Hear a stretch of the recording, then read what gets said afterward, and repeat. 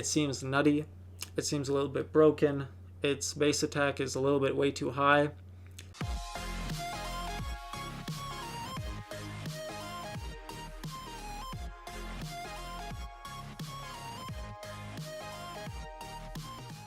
Hey guys, in this video we're going to be looking at the Lithic Spear and the Blackcliff polearm. We're going to be doing a little bit of math to kind of try and predict how they're going to perform on Xiao.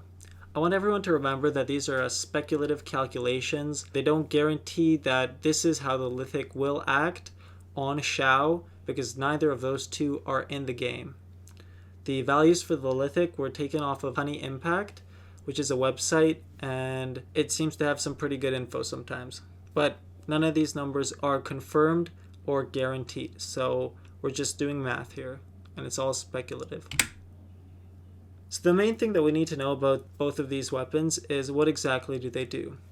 So the Blackcliff gives a big fat crit damage bonus as its substat, and we're always going to have that once we do max it out or take it to level 90. There's no situations that won't actually apply in. Its passive is that it gains stacks. It gains attack percent stacks, and I think all of these stacks are supposed to have their own 30-second cooldown timers. You get one stack every time you defeat an opponent, so you do need to kind of clear out enemies pretty fast in order to keep the Blackcliff at its maximum potential. Both of these weapons have pretty good base attack, but based off of the information that I have, the Lithic does outperform on the base attack by almost 55 damage, so it is ahead in that department. Otherwise, the Lithic Spear has an attack bonus percent substat, which is set to be 27.6%. That's not the highest attack percent substat, but it does have a very high base attack, so it's pretty okay. The passive is a lot more consistent than the Blackcliff. You can always set it up before you enter a battle, because basically for every character on your team from Leeway and the party, you will gain an 11% attack increase and a 7% crit rate increase. This can stack up to 4 times, and so we can assume that the wielder will count for this effect. So in Xiao's case, I think he's probably going to be from Leeway, so he'll never have less than 1 stack on the Lithic Spear, which is very, very good. Here we can see sort of the skills that we considered when we did the calculations on Xiao. We considered one of his normal attack hits. All of his skills are at level 6, his elemental skill, and then for his elemental burst we assumed it's a plunge attack, and we might not have used the right multiplier, but it doesn't really matter because the multipliers won't change the trends we see between the two different spears. Here we can see the formula that I used and some of the numbers that I was using as inputs for the max performance normal attack when I did this. We can see also that both spears are at R5 and they're level 90. The skills are at level 6, and we're assuming substats are 20% crit rate and 50% crit damage. So here I'm just going to quickly go through this slide. It's just kind of the assumptions that we're making and what's changing inside of the formula for the Lithic. The main thing is that it's getting its attack percent substat, and then the crit rate and attack buffs are going to depend on which stack we're looking at. On max stacks, we can see the values at the bottom below, and the elemental burst will have an extra elemental bonus multiplier because Xiao's ultimate does give you a little bit of a boost there. For the Blackcliff, it's very similar. We're getting a consistent crit damage increase, and then the attack percent buff will depend on the stack that we're at. Otherwise, you can see the maximum values below, and everything else is the same. So here we can see basically the moral of the story here, and it's that the Lithic will outperform the Blackcliff in almost every case. So I'm going to talk a little bit about what exactly or how exactly I'm doing this comparison. So we're considering 4 cases for the Blackcliff, and that's at 0, 1, 2, and 3 stacks. And you can see those under the attack type name on the left side of each of these charts. For the Lithic, we're assuming, because we're using Xiao, it can't have less than 1, so we're going to start it off at 1 stack, and then to kind of compare it to the Blackcliff as it does gain stacks, I gave the Lithic 1 stack each time also. So the Lithic follows 1, 2, 3, and 4 stacks because it does have a higher maximum number of stacks. The artifact main stack combinations that I used were crit damage for the Lithic and a crit rate for the Blackcliff. And otherwise for the other two, it's elemental bonus and attack percent for both of them. At the bottom, we can see that the crit rate and the crit damage are pretty similar for both. The Lithic does have a little bit more crit damage, but the Blackcliff does have a little bit more crit rate. So it is a fairly fair evaluation in this case. And we'll find out that these two cases, where the artifact main stat combinations, are basically the best for each of their respective spears. Here we can see a graph, and the only thing that we can sort of notice is that the gray values for the critical hits for the Blackcliff are getting closer and closer to the crit hits for the Lithic. We can see that the Blackcliff is always lower, and the Lithic will win out because it has more stacks for its crit rate and its attack buff. The elemental skill and the burst graphs follow a very similar trend. It's not very different, so we can just kind of move on and look at some other stuff. So in this section, we considered every single artifact main stat combination that's going to increase attack without considering reactions. The recommended artifact sets, mostly just the main DPS, and even for the burst support, the Oblige is probably not the best choice. I just have it there just in case. You would probably even have better results with the Viridescent Venerer and the 2-set Gladiator.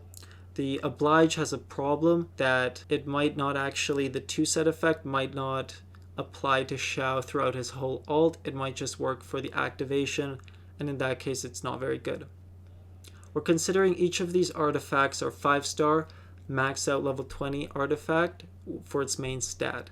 We're not assuming any substats except the ones at the bottom, which are 20% crit rate and 50% crit damage. You can read the chart in the center as the combinations are following along each line. So there's 6 different combinations, and the first one would be attack, attack, attack, and then crit rate, elemental bonus, and attack. Percent values beside each of these in yellow are the maximum numbers that you can have for these main stats when they're at level 20 and when they're 5-star artifacts. Here we can see all of the numbers after they've been calculated by my program. On the right, with the green highlights, you can see kind of where the maximum values are. The only thing to note here is that basically the crit damage hits, or the crit hits, for the Blackcliff will always be higher. So you'll always actually create more damage with the Blackcliff than a Lithic, using kind of these assumed main stat and given stats like based off of his ascension when you're considering the damage calculation. You can look at these numbers in more detail in your own time. If you want to pause and see any of the crit damage, crit rate, or attack ratios, you can do that. So if we look at the non-crit graph, we can see that the Lithic always puts up higher numbers because overall it's just getting more stacks. Its a passive effect is crit rate, which is not going to count in this case, and then basically attack percent. When we did these calculations, we assumed that the Lithic is at full stacks and the Blackcliff is also at full stacks. For the crit graph though, we can see because the Blackcliff builds will usually have more crit damage, it actually does output more damage for basically every single case. And so that's also why we're going to have higher numbers with the Blackcliff than we would with the Lithic. This is the most interesting graph and the one we should probably study the most. So we can see that the highest bar on the graph is going to be the brown Lithic bar for crit damage, elemental bonus, and attack build. We can conclude that the Lithic has the highest damage output. The second highest bar is going to be a crit rate, elemental bonus, attack Blackcliff build, which is about 500 damage underneath the Lithic build. Otherwise, there's only 2 cases where the Blackcliff actually outdoes the Lithic build, which would be the crit rate ones, because then the Lithic is putting too many resources into crit rate and not distributing them among the other stats. So in conclusion, If the Lithic's stats don't change by the time it comes out, I would definitely recommend the Lithic Spear. It seems nutty, it seems a little bit broken, its base attack is a little bit way too high, so I kind of hope they lower that, because then the other spears won't really stand a chance. And it fits Xiao very well because you can't get less than 1 stack on it. And then, yeah, you just need to build your team effectively from leeway. The Blackcliff is very close behind in most cases, and it's definitely not a bad spear. It's definitely one of the 3 best 4-star spears, and I would argue that it might be a little bit behind the deathmatch for consistency, but it is definitely in the top 3. So the Lithic Spear will definitely restrict your team composition, because you're not going to be able to use people like Bennett, Venti, Albedo, even Fischl. None of these people are from leeway, and so they will cripple your Xiao's damage output if you do want to use them on the same team. This is a little bit annoying because you will need to kind of force yourself to construct one team for your Abyss where everybody's from leeway, and that's going to be very annoying because the different floors on Abyss will alternate with the different enemies, and often you do want to swap up your teams a lot. So that's probably the biggest downside of the Lithic, so it is very difficult to actually keep the Lithic at 4 stacks in every single situation and be using the correct team. Generally, the Blackcliff is harder to maintain stacks or buffs because you do need to keep getting your kills, which is not the easiest thing to do in the world. Now, we all need to remember that the Lithic Spear is not out yet at all, so none of this may apply. The Lithic can get completely changed. Xiao could theoretically get completely changed. His numbers are going to change. The Lithic's base attack might not be so high. The buff percentages might be completely different. If it does come out and it is similar to this, then this will be pretty accurate. So this is just something to consider and to think about.